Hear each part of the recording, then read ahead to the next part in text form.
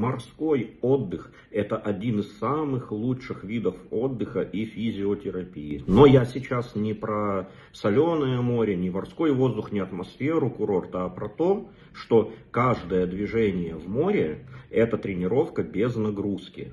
Вы, когда купаетесь в море, сами знаете, как сделать первый шаг, когда ты хотя бы уже находишься по пояс под водой.